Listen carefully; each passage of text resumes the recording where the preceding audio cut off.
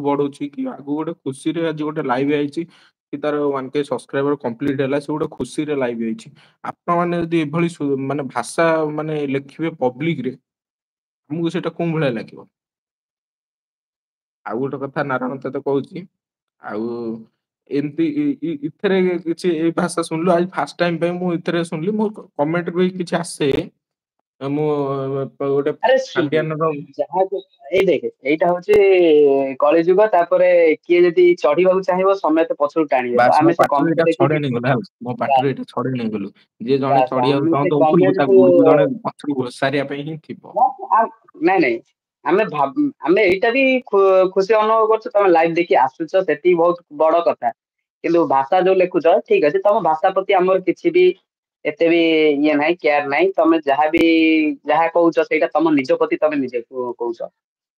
ସେଇଟା ତମ ଇଏ ଉପରେ ତମ ଉପରେ ନିର୍ଭର।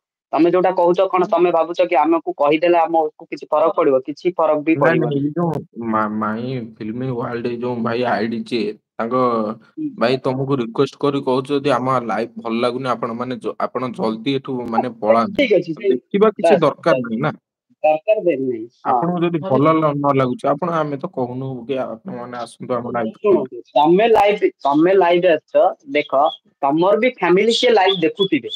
ବାସ୍ ତମର ବି କିଏ ଫ୍ୟାମିଲି ଲାଇଭ୍ ଦେଖୁଥିବେ। ତ ହଁ ତମକୁ ଏମିତି ଯେତେବେଳେ ଭାଷା ସେ ଲେଖିବାର ଫ୍ୟାମିଲି କାରଣ ଲୋକ ତମ ଫ୍ୟାମିଲି ଲୋକ ଯେତେବେଳେ ଏଇ ୱାର୍ଡ ଟା କିମ୍ବା ଏଇ ଶବ୍ଦ ଟା ପଢିବେ ତ ସେ ତମକୁ କଣ ଭାବିବେ? ହଁ ସେଇଟା ତମେ ନିଜେ ଆମକୁ ତ ଭାବିକି ଛାଡ ତମେ ଲେଖ ଆମେ କମେଣ୍ଟ ତ କର। ଆମକୁ ତ ଏମିତି ଲୋକ ଆମକୁ ବି ଯଦି ମୁଁ ସତତା ନାରାୟଣ କେତେ ଭିଡିଓ କଣ ଆଗରୁ କହିବେ ଆଜି ବି ଏତେ ଆରେ ଭିଡିଓ କଲେ ଲୋକଙ୍କର ଗୋଟେ ଲୋକ ଶୁଣୁ ରୋଶନ ଲୋକଙ୍କର ନୀତି ହଉଛି କହିବାର। ସେ କହିଲେ ହଁ ଆମେ ତାକୁ ଇଗ୍ନୋର କରି ଆମ ବାଟରେ ଆମେ ଚାଲିବାର ଅଛି। ହୁଁ। ତ ସେଟାରେ ଆଉ ଆମର ଗୋଟେ କିଛି କଥା ଏତେ ନାରାୟଣ ମୁଁ ହୁଁ ଲାଇଭ ମୁଁ ଯେତେବେଳେ ୟୁଟ୍ୟୁବ ବ୍ଲଗ କରେ ମତେ କିଛି ଲୋକ ମାନେ ଆମ ଗାଁ ର ଲୋକ ଅଛନ୍ତି ମାନେ ହୁଁ ବାତେରାମି କରୁଛୁ ଗୋଟେ ଭିଡିଓ ଗୋଟେ ହଁ କରୁଛୁ ହଁ ପାଠ ସାଠ ନାହିଁ। କହିଦେବେ ମୁଁ କହିଲିନି ତତେ ଫାଷ୍ଟ ମାନେ କହିଲିନି କି ବିଶ୍ଵାସ କରିବୁନି ଏମିତି କଥା କୁହନ୍ତି ଏ ଭାଇ ତମେ କହୁଛ ତମେ ଭାଇ ବହୁତ ଭାଷା ଲେଖୁଛ ଆଉ ମୁଁ ଆଗ କଥା ହବା ପୂର୍ବରୁ ମୁଁ ତମ ମାନେ କମେଣ୍ଟ ଦେଖ ଟାକୁ ମାନେ ଇଏଟାକୁ ମୁଁ ରିମୁଭ୍ କରେ। ନାଇଁ ହେଲା। ଠିକ ଅଛି ମୁଁ ଦେଖ ମୋ ଲାଇଭ ମୋ ୟୁଟ୍ୟୁବ ଯୋଉ ଇନଷ୍ଟା ଚ୍ୟାନେଲରେ ଆଚ୍ଛା। କମେଣ୍ଟ ତ କେହି ୟୁଟ୍ୟୁବରେ ଦିଅନ୍ତିନି। ସେ ଇନଷ୍ଟାରେ ଯିଏ ବି କମେଣ୍ଟ ଦିଏ କେବେ ବି ମତେ ମିସବିହେଭ କରନ୍ତିନି। ଫାଷ୍ଟ କଥା ସେକେଣ୍ଡ କଥା ଲୋକଙ୍କର କହିବା କଥା କହିବେ। ତ ଆମେ ତାକୁ ଦେଖିକିନା ଆମେ ନିଜକୁ ଅଟକେଇବା ଟା ଠିକ ନୁହଁ। ଆମେ ଯୋଉ ଲାଇନରେ ଦେଇଛୁ ପାଦ ସେ ଲାଇନରେ ଆମେ ସକ୍ସେସ୍ ହେଇକି ଆଗକୁ ଚଢିବାର ଅଛି। ସତ ହେଲା କଥା ନାରାୟଣ ସକ୍ସେସ୍ ହେଲା ପରେ ଦେଖେ ସେ ଏଇ ଯୋଉ ୱାର୍ଡ ଟା ସେ ଯୋଉ ଲେଖିଲା ହଁ ଯୋଉ ପିଲାଟା ସିଏ ହଁ ଦିନେ ଦେଇକି ତୁ ଯେତେବେଳେ ସକ୍ସେସ୍ ହବୁ ସେ ନିହାତି ତତେ ହିଁ କହିବ ବେଷ୍ଟ। ସେଇଟା ତ ସେ ସତ କଥା। ସେତେବେଳେ ତୁ ସେ କମେଣ୍ଟ କଥା ତୁ ସେତେବେଳେ ତାକୁ କହିପାରିବୁ। ହେଲେ ଆମେ ହଁ ସେଗୁଡା ଧରଉନା ତମେ ଦେଖ ତମେ ଯୋଉ ହଉ ଯେ କମେଣ୍ଟ ଛାଡ କରୁଛ ଯାହା ତମେ ଯାହାର ଖୁସି ଯିଏ ଯାହା ଯେମିତି ମାନେ ଆମ ଲାଇଭ ଦେଖିବାକୁ ବାସ୍ ଚାହୁଁନ୍ତି ତମକୁ ଦେଖୁ ଯଦି ଲାଇଭ ଆମର ନ କିଛି ପସନ୍ଦ ଇଏ ହଉଛି ନାହିଁ। ଠିକ ଅଛି।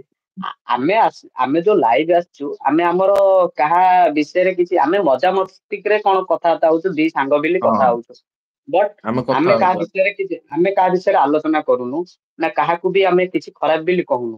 ତମେ ଯଦି ସେଇଟା ହଁ ଖରାପ ଲାଗୁଛି ତମକୁ ତ ତମେ ଲାଇଭକୁ ଆସନା।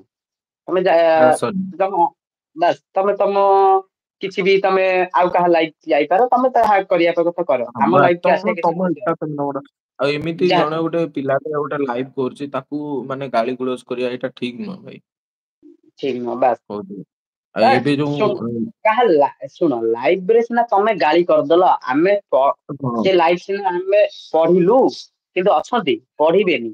ଆମେ ପଢିଲୁ ତମେ ସେଇଟା ଭାବ ଆମେ ପଢୁଛୁ ବୋଲି ତମ ଲାଇଭ ତ ବାସ୍ ହଁ ସେଇଭଳିଆ ଭାବ ଆମେ ଯଦି ତମ ଲାଇଭ ପଢି ପାରୁଛୁ ତମ ଫ୍ୟାମିଲି କାଇଁ ଲାଇଭ ର କମେଣ୍ଟ କାଇଁ ନ ପଢି ପାରୁଥିବେ। ନ ପଢି ପାରିଥାଉ। ବାସ୍ ତ ଆମେ ପଢିକିନି ପୁଣି ଆମେ ଆମେ ପଢିକିନି ବି ଲାଇଭ ରେ କହୁଛୁ ସେ କଣ ଲେଖିଛି। ତାଥରେ ପୁଣି ଆମେ ଭୁଲ ବି କହୁଛୁ ଆମେ ଠିକ ୱାର୍ଡ ବି ୟୁଜ କରୁନୁ। ସେଟା ଆମେ କେତେ ବି ତୁ ଦେଖେ ରୋଶନ ସେ କଣ ଲେଖା ହେଇଥିଲା ମୁଁ ତତେ କଣ କହିଲି? ଜାଣିଛି ଜାଣିଛୁ ତୁ ବୁଝିପାରୁଛୁ ତ ମୁଁ ଜାଣିଛି ଠିକ ତୁ ମାନେ ଇଏଟାକୁ ଟିକେ ବୁଲେଇକି ପଢିଲୁ ଆଉ। ବାସ୍ କାରଣ ମୁଁ ଜାଣିଛି ଏମିତିଆ ଟାଇପ ଲାଇଭରେ ସେ ୱାର୍ଡ ସବୁ ୟୁଜ କରିବାଟା ଠିକ ନୁହଁ। ତ ଆମେ ୱାର୍ଡ କାଇଁ ୟୁଜ କରିବୁ ସେଥିପାଇଁ ଆମେ ବୁଲେଇକିନି ପଢିଲି କିନ୍ତୁ ସେ ଯିଏ ର ବୁଝିଲା ଲୋକ ଆଉ ଯିଏ ତାଙ୍କ ଫ୍ୟାମିଲିରେ ଯିଏ ପଢୁଥିବ ସେ ଜାଣିନଥିବ। ଯାହା ବି ତାହେଲେ ହଉ ସେ ଠିକ କଥା ଅଛି ଛାଡେ। ହଁ।